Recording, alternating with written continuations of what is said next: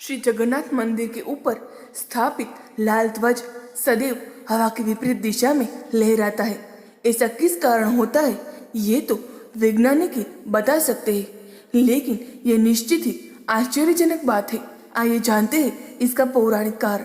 ध्वज के विपरीत दिशा में लहराने की कथा या कारण हनुमान जी से जुड़ी है।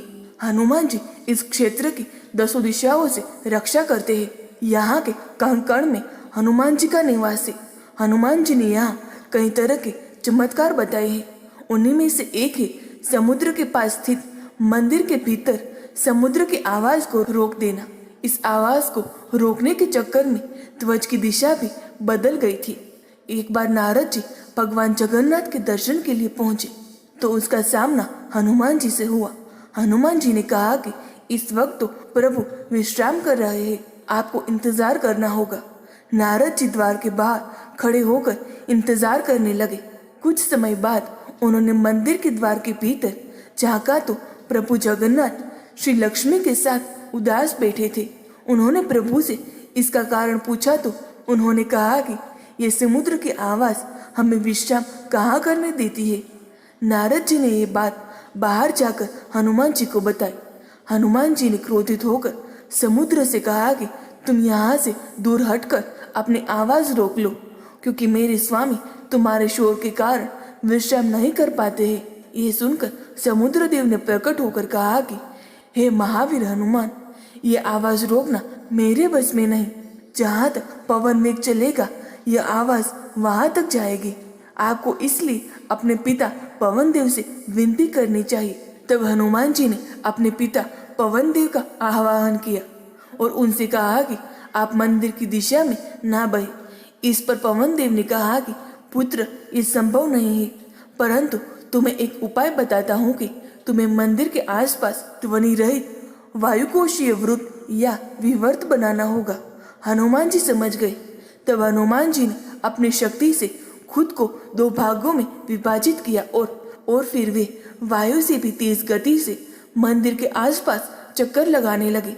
इससे वायु का ऐसा चक्र बना कि समुद्र की ध्वनि मंदिर के भीतर ना जाकर मंदिर के आसपास ही घूमती रहती है और मंदिर में श्री जगन्नाथ जी आराम से सोते रहते हैं।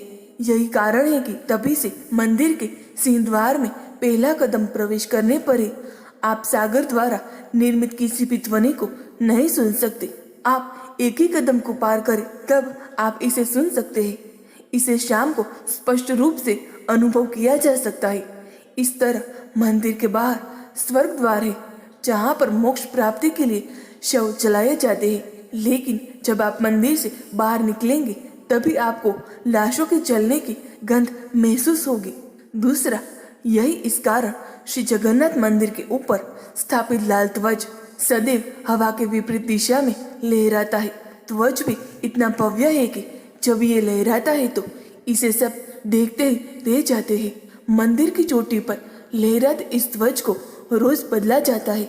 जगन्नाथ मंदिर की ऐसी मान्यता है कि अगर एक दिन भी ध्वज नहीं बदला गया तो मंदिर 18 वर्षों के लिए बंद हो जाएगा। इस मंदिर का प्रसाद भी बड़े ही रोचक ढंग से तैयार किया जाता है।